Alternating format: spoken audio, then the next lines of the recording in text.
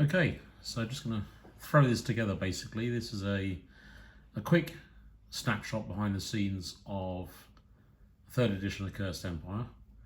And basically, just to give a kind of bit of background to where we're at, the game at the moment is in full layout, at a pretty advanced stage. Artwork's pretty much there, and I'll just take you through some of the what we have here, just some of the layout at the moment. Basically, there's going to be two main books, one which will be very much player-centric, and then you'll have one for the MT, or the Master of Tale, as we like to call Games Masters in Cursed Empire. Split into two books, over 300 pages each, and basically get all the background to obviously play the game, intro to the setting and the game world, the history of the game, and you also have, of course, things like character generation and so on. So we're at a pretty advanced stage. The game's also going for French translation and editing as we speak, and yeah, they'll be going to Kickstarter very soon. So Cursed Empire 3rd edition really came about after numerous years of not publishing any more RPG material, but we had a good following on 2nd edition and some things we want to improve on and really justify having a complete rebuild of the 3rd edition. We invite people to go onto the Cursed Empire website, where you'll see a bit of background as to what the differences are, what the main differences are in the 3rd edition, and also why we went about doing this. Also some of the inspiration we've had some other role-playing games in the past, which we're big fans of, and that will give you a bit more background as to what's behind the game. Now, the idea is really, and it's very much how I've been running my games for years now. I have to say, over 35 years and a bit more. But basically, rule books for me generally are guidelines for the games master or the Master of Tales to be able to tell really good stories with the help of the players, and to provide background material, setting, and also guidelines for the Master of Tales to run really fun scenarios, but get players to really drive a lot of the story themselves through their actions and their deeds and how they interact. So Cursed Empire, in a nutshell, it's a very dark fantasy setting. I'm personally a huge fan of ancient history, have been reading history for ages, for as long as I can remember, and I really wanted to kind of set out to create a setting that's really credible in terms of its feel, in terms of the kind of the complexity of the setting here. Just an example here, you can see as it's a fantasy world, we get to play around with things, but you can see here even such things as the really cool artwork, by the way, by, in this case, Ryan Verhagen, who's our lead artist, where we've kind of mixed ancient kind of warships from ancient Greece, ancient Rome, with much more recent kind of pirate ships and so on, and we can really have fun with things like this, and we have a lot of fun with it in the setting. One thing about the setting, which has been a great interest to people in the past, is the fact that you have what we call the Great Cataclysm, where nature manifests itself in such a way that it was very destructive.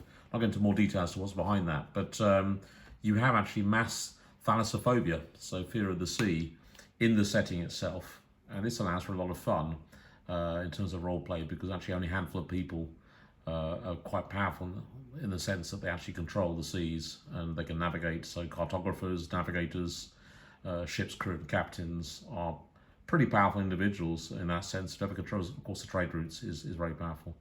Let's talk about trade and things like this in the setting itself. There's a lot of information about what trade goes on, also the kind of geopolitical situation between different areas and so on. Just zooming into this for a moment, this is actually the Thargos world map, and just to give you an idea of scale here, you have the main continents in the setting itself, and in this central area here, what used to be the old empire, in this area here, it really had a huge area of influence. A lot of these regions to the north, unborn lands of cold death, the northern sea, really permafrost, absolutely frozen wasteland for the most part. There were a few settlements on some of the southern coast here, imperial settlements, a bit of trade that went on, a lot of fishing, a bit of hunting as well, seal hunting and such. A little bit of agriculture, but quite limited. And then other settlements on some of the other smaller continents. And really what then happened after the Great Cataclysm, the empire itself would then reduce to this much smaller area here, just down here on the continent here. And if I just come back out again,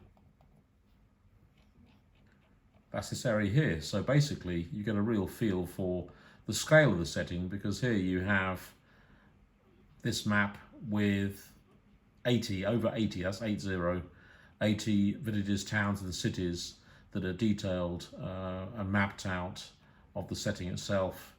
And really that's where a lot of the action actually happens in the first kind of building blocks of the campaign. And certainly in these first books, these things will be covered in more detail. Then you have some of the main regions here. Karnakos is the gathering of the southern cities who rebelled against the empire, and really a mixture of heterogeneous noble families, baronies, various creatures and highly powered mages and so on, and high priests who are going to gather together to kind of topple what's left of the empire. But it's a very loosely aligned gathering of city-states, and pretty brutal amongst themselves as well. That's Karnakos. And then you have the old empire, the lands of Cold Death. So basically we cover here, we kind of give a brief outline of some of the main outer continents of the setting itself in this little chapter here. Then if I go into the next chapter, you get one of the key mechanics of the game. Renown really is the lifeblood of the Cursed Empire. Renown is very much about the deeds that characters, heroes carry out, and this has a huge impact on the setting, on how you're perceived as a character, how others look at you, how you're welcomed or not. It's very much a double-edged sword, so the more renowned you are in your own with your own allies, the more they'll respect you, the more you have support. In this case, this is a Black Falcon Knight from a very, very powerful and well-respected order in the Empire. But equally, it's a double-edged sword, because the more renown you have, the more you're hunted down. And that's a lot of fun, I can assure you. So basically, there are different levels of renown. On the notion of good and evil, it's an interesting one. So it's to some degree, it's relative, depending on what side of the conflict you're on. And although you have these two polar opposites in terms of the setting and the different parties of the conflict, you have a massive amount of variance in between and shades of grey. So not everything's as black and white as it may seem. And we're going to cover here the notion of what is good and evil. It's far from being black and white or two extremes. You have here the rank levels within the different renown levels. So just some examples here. So rank 0 could just be a local farmer or tradesman, all the way through to leaders of some high-ranking positions at 31 to 50 renown points, and then beyond heroes and iconic leaders, and then up to demigods and so on. So really very high-level characters. And this is it's a real fun mechanic, because you can play on this, and you can at the same time reward some players. There'll be safe houses for them. They'll get better equipment. There'll be sponsorships. There'll be followers gathering to their banner, flocking to their banner. But equally, you'll have assassins hunting them down and a price on your head, and it's a lot of fun, both for players and also for GMs. So it really reinforces the notion of storytelling and bards, obviously spreading the word and spreading people's stories and deeds, or infamy in some cases, and that whole notion of storytelling is very important in the setting and adds to the atmosphere as well.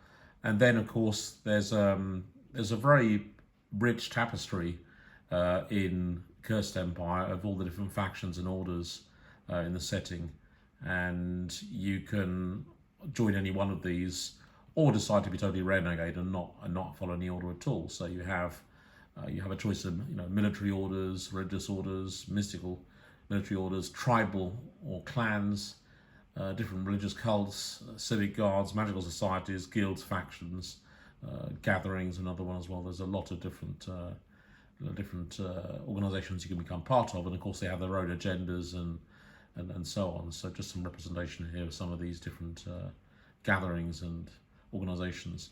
Then here's some, once again, looking at the different ranks within the orders. So a notion of hierarchy, and once again, you can see here titles that go with different ranks. So it kind of builds this tapestry of hierarchy, military ranks, and so forth. And that is also very important in terms of the setting itself and how that really makes the flow of the interactions and how people have manoeuvrability within that, but also a certain code or code of honor and so on. And these are outlined here on some of the constraints. It's not all good, not all easy. We had a huge amount of fun here in the years gone by in developing all these orders, and there are over 100 night orders and gatherings, factions, cults, and guilds.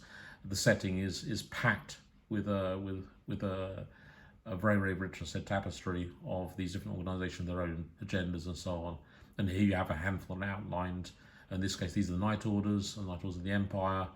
All aligned to the Empire, but they have some of their own agendas at times, and they may undermine each other slightly when it comes down to trade and maybe influence. But they are aligned against their enemies in the south, so these are all Night Orders from the Empire. And the famous Crimson Guard, the old guard of the now defunct Emperor. And then you get into the Orders of Chaos, so Garnarchos, and then rather brutal factions and orders, and one can actually call them an order at times. And you can see here, still work in progress here. The still flavor text will be dropped in here and such. But yeah, some really, really fun orders here to kind of play with, either be part of as a player. As players can be part of these evil character orders, or the GM or the MT can have a lot of fun developing these. Then the Darkens. Now the Darkens, that'll be the subject of another totally separate video. There's a lot to talk about there. Very unique characters. We'll cover those a bit later on. And then just closing off here with the the code of order, the code of the order, and how you basically go about your business. So it's an interesting one because belonging to an order, there are a lot of benefits, but there are quite a few constraints and obligations. So it's a fun role-playing challenge to kind of stick with. And in this case, this is a knight from the Black Falcons again, Black Falcon Order. You can see the emblem here on the shield, and in this case, a noble elf. So yeah, there we go. So that gives you an idea of a bit of background. There'll be more to come, of course, but hopefully you enjoyed seeing that, and there'll be a lot more information going out there, and a lot more material we'll be sharing. So I hope you enjoyed that first little glimpse of where we're at with Cursed Empire 3rd edition. Thank you.